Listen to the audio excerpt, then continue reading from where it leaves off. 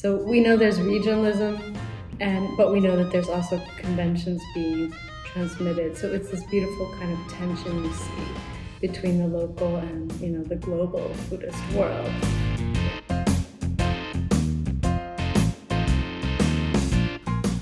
So, Amanda. Yes. It's good to see you again, and thank you for agreeing to have this conversation. Of course. And so I wanted to start out by asking you, how did you get into the field of research that you're doing? Yeah, so I started as an undergraduate years ago at Indiana University, it was sort of the tail end of a long program there in Central Asian Studies. So I was an undergrad studying Chinese language and literature, and I met all the Central Asianists. So at that time, that was a combination of archaeologists who had come from Russia, art historians, textualists who were working in Buddhism and early China. And this sort of world evolved, with some grad students and close readings of text. So all these things were new sort of avenues of research. So I kind of started thinking I would do Chinese poetry or the great works of early Chinese classics, and it evolved into something much, much bigger. Yeah. So I discovered Central Asia, I discovered the Silk Road, and there was just this kind of community of people around that just put all the pieces in place. So how did you get interested in Buddhism specifically? I did not start out that way. I had sort of dabbled in reading Buddhist texts and, before college. And I got the opportunity to go to Taiwan for a couple of years as an undergrad. And so while I was in Taiwan, I joined a reading group, a classical Chinese reading group that was sort of in addition to the school that I was attending. And we were reading all Buddhist texts. And the teacher was highly motivated by Buddhism. And so I started to sort of think, well, this is an extremely sophisticated tradition. And we were reading some Chan works. And I discovered this really interesting scholarly paradigm, which was, how did Buddhism enter into China and then become adapted? And what were all the layers of that adaptation, from the linguistic adaptation to the philosophical adaptation? And so I went back to Indiana to finish up my undergrad degree. And I started reading with Jan Nattier, who was there, and Steve Bokenkamp, who had worked on Taoist traditions, and Nattier had worked on Buddhist traditions, and John McCrae. So it was just this very fertile ground for thinking about early Buddhism and the early translation of Buddhism into China. And that was sort of the end of my undergrad career. And I decided to go all in on Buddhist studies, and I applied to the University of Michigan, which is where I did my MA work. So I went to the University of Michigan to do a master's degree, and they had what was called the Buddhist Studies program, and there aren't very many of those in the world. And so we sat around for a couple of years reading Buddhist texts in Chinese, Sanskrit, Tibetan. It was all Buddhism all the time. And I loved it, and I was kind of excited to expand my interest from China back to Central Asia, and that's where I sort of discovered the Dunhuang documents. And at the time, I thought, it had been done, that Dunhuang had been done. And you start to read the scholarship, and I think back then you could still read what there was to read on Dunhuang in a good year or two. And now, of course, it's just exploded. So I sat down and read very carefully, what had been done, and tried to find a little area to carve out as my own, which was the esoteric text, the Chinese reception of Buddhist Tantra. And I started plugging away. Yeah, that's what I did for my MA. So after I finished my MA thesis, I applied to the PhD program at Michigan. And then I went to China. We spent some time in Dunhuang, got to travel all across Gansu and Xinjiang provinces with some very kind and gracious hosts from Lanzhou University. And we spent a lot of time out in the field looking at cave art, and just sort of figuring out the terrain, right, of this region. And it really puts everything in context, right? We work with these sort of photographs of text, but when you're in the space, right, the whole thing just sort of opens up. So you think about, what does overland transmission actually look like? What was the process? Who were the people? that were bringing these materials in and sitting down and working with them and translating them. So it was a really eye-opening experience. And then we moved to, How long were you in Dunhuang? We were there, I think, maybe 3-4 months. Wow. We were just traveling around Xinjiang, actually, and Gansu. Zheng Bingling, he had a couple of grad students, and they offered us the chance to hire a driver, and we just went out. It was incredible. So I have all these old notebooks from all the different sites we saw, many of which, you don't really hear about. That was really, kind of unpreserved sites, things that, not just the big cave sites, right? But we saw those too. And we went out to Kashgar and then the Southern Silk Road. So it was just a really life-changing experience. I had a very similar thing, actually. Did you? We traveled with IDP, we traveled along to Dunhuang and then all over Xinjiang. Yeah, that's amazing. Yeah, I'm sure it's quite different now to do that. Maybe not, but yeah, it was really quite an experience. And then that was also the time that, speaking to local Chinese scholars who were there, they would say, are you working on Chinese esoteric Buddhism or Tibetan esoteric Buddhism? And they had these sort of strict lines between Han Mi and Zhang Mi, right? And the few documents that I had surveyed from Dunhuang already at that point, I realized were bilingual. And so that the story of Chinese esoteric Buddhism, if it in any way was related to Dunhuang and the Dunhuang scene, was going to be a lot more complicated than just this simple bifurcation between Chinese reception and Tibetan reception. So that got me really excited that there was a much bigger story there to be told. And that's proven to be quite true. Yeah. Okay. Yeah. So what happened after that is back to the US, and I transferred to UC Berkeley, where my graduate advisor from Michigan was working with a couple of other scholars to put together a new Buddhist studies program at Berkeley. So I think there were 2 or 3 of us who jump-started that PhD program. And so at Berkeley, that's when I really got to spend time with the photograph collections of the Dunhuang materials, and things were starting to get put online, and it just opened up this whole kind of philological obsession. But again, I wasn't yet working with the actual manuscripts. It was just all reproductions. So there was a lot of transcription, so that's how I learned to do text editing and learning how to navigate between the languages, and I had to kind of reinvent myself in a way and learn Tibetan. So that was a lot of work. Why did you have to reinvent yourself? What do you mean by that? Yeah, so I had been trained really as a specialist of Chinese Buddhism, and what that means basically for the field is you don't look anywhere else, right? That the focus is in central China. The primary language is Sinitic, literary Sinitic, classical Chinese, and there is still this sort of bias in Buddhist studies that to do it well, you need to know Sanskrit, which is sort of the original language of Buddhism, which it wasn't really the only or ever, exclusive original language of Buddhism, but that to understand sort of key components of the doctrines and the basic history, you need to know the Indian heritage. But Tibetan was still seen as like another route, right? And so it made sense to do Sanskrit and Chinese, which is what I had done. But again, more and more, spending more and more time with the Dunhuang documents, it became clear that Tibetan was something that was very important. And in fact, what I have figured out now, all these years later, is that there is a large number of Chinese texts at Dunhuang, and only at Dunhuang, that came directly from Tibetan. So this sort of challenged a kind of regional approach to Buddhism, which is, there's an insular Chinese Buddhist tradition and an insular Tibetan Buddhist tradition, and they all have this sort of common heritage back in India. But what the Dunhuang documents show us is that that's not true, that there's a kind of multi-directionality. So you have some stuff coming from Chinese directly into Tibetan, and you have stuff coming from Tibetan into the Chinese.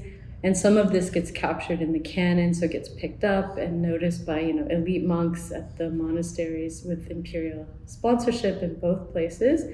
But there's a lot of stuff that I work on that never quite made it into the canon. And this points us towards the regional tradition, so what we can call Dunhuang Buddhism. So it doesn't just mean things happening at the Mogao cave site, but in this general Central Asian context, what were the local traditions? And so there we see multilingualism, we see the blurring of traditional sectarian lines. So a lot of the material I work with is in Chinese and Tibetan, and sort of bridges these sort of practices and conceptions between Chan Buddhism and Tantric Buddhism. So you see these big trends in regional settings. And so part of what the job is now, once Dunhuang gets sort of documented properly, is to sort of see how this changes the way we look at that old model of doing Buddhist studies, which was Chinese Buddhism versus Tibetan Buddhism versus Indian Buddhism. So that's sort of where my work is now, sort of mapping out what's happening at Dunhuang, and then starting to look back to the capitals and to the major canons and see how these manuscript sources sort of shake up this sort of conceptualization of Buddhism as nice and tidy and insular and monolingual. Yeah. Okay. But, based on this model, we can move out of Dunhuang and go to other places too, right? Yeah, absolutely. So does this change our conception of, say, Buddhism in southern China?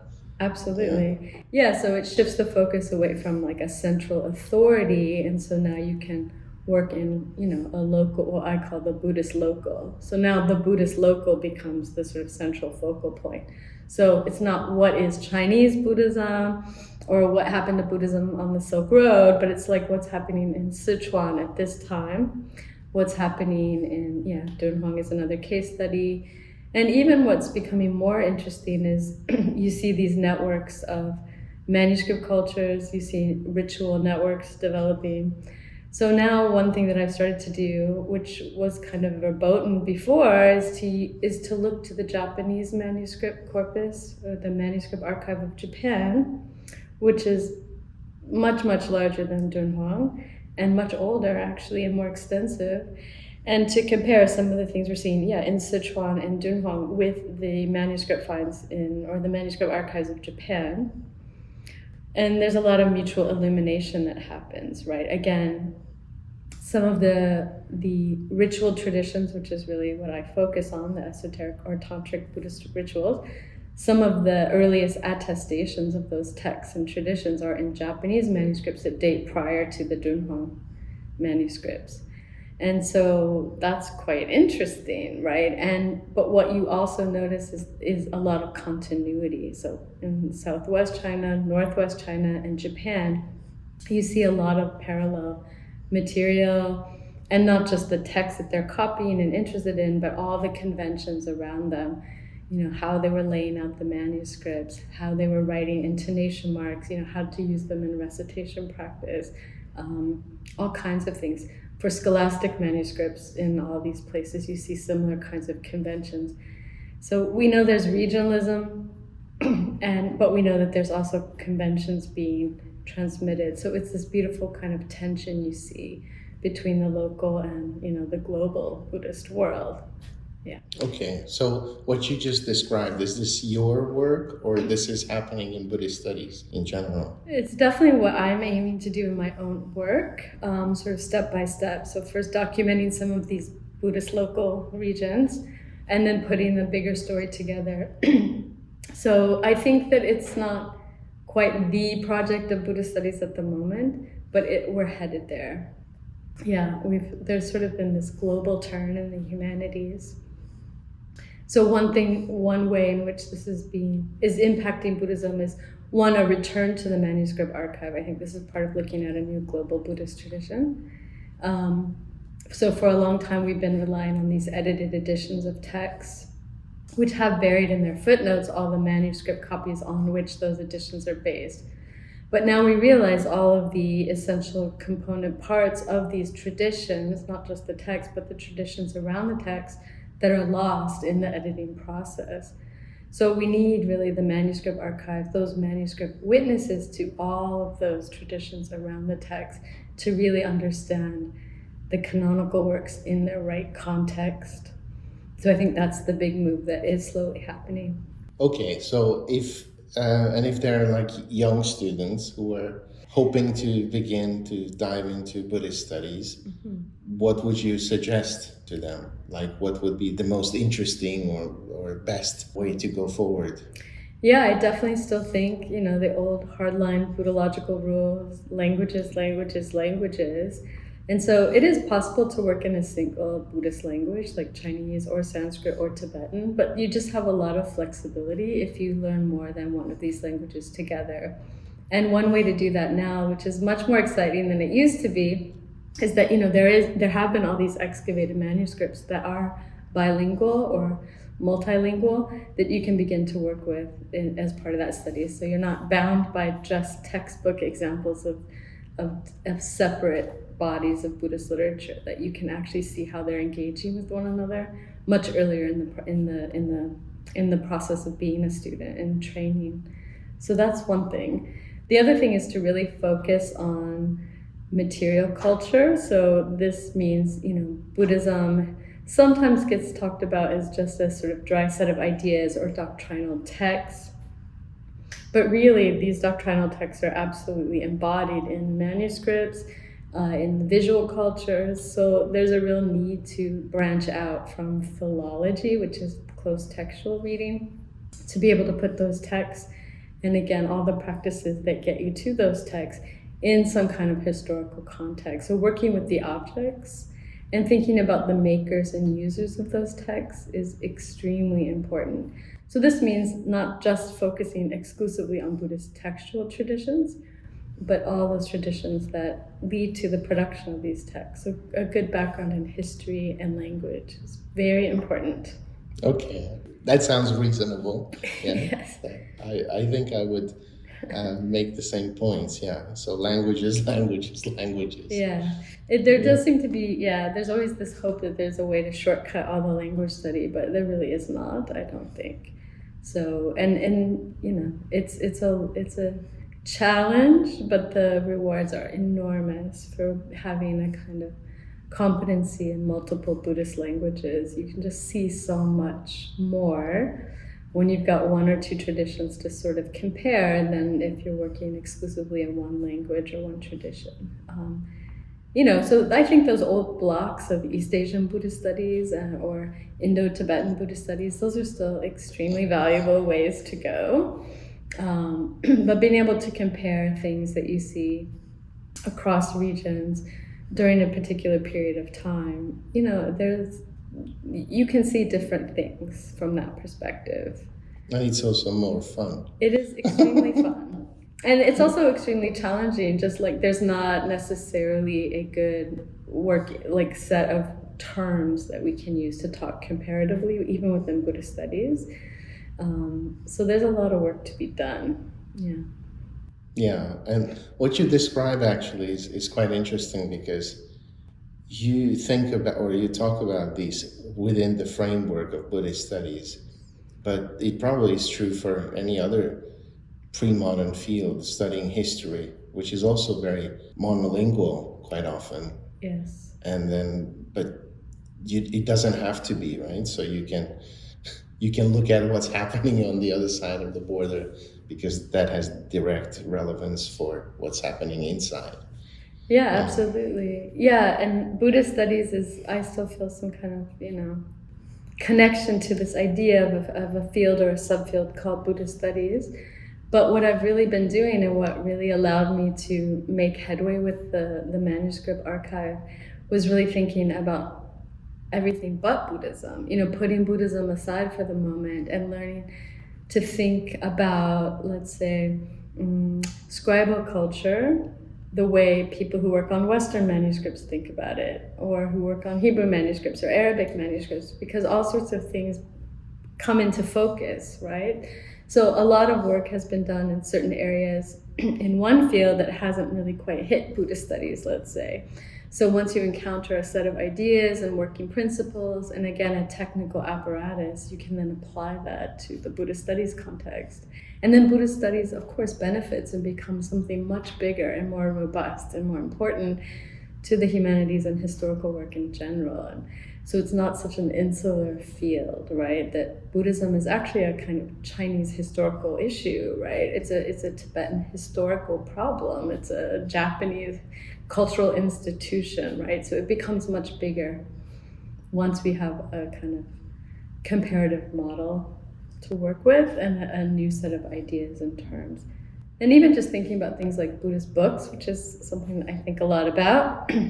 We think about the book forms and where they come from and what were all the impetuses behind the development of these traditions. You know, the world gets much, much bigger. You know, the ideas expand, and that is very exciting.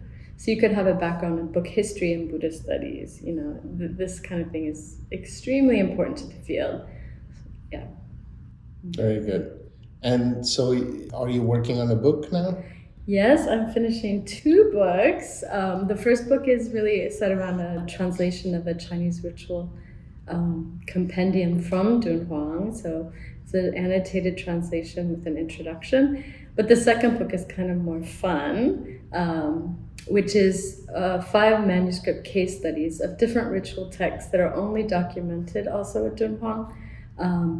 But I look at them in the context of the books in which they were transmitted. And often these books are what we call composite books or multiple text manuscripts. So they'll have many different items copied back to back. And I've pulled out usually 1 or 2 texts to include as a translation in that chapter. But then I talk about how that text worked in the context of each manuscript. And each of the 5 manuscripts are different book forms or book formats. So some codices, so stitched or bound books, some poti books, which is this cool Chinese innovation of the old Indian poti format where they turn it up and write in their traditional vertical form. And concertina. So I kind of selected texts that were interesting and rare and combined that with interesting book forms to sort of show how this all worked. Yeah. Nice. So looking forward to the books. Yeah. Especially the fun one. Yeah, especially the fun one. Very good. Well, thank you for your time. Thank you so much. And see you. Yeah.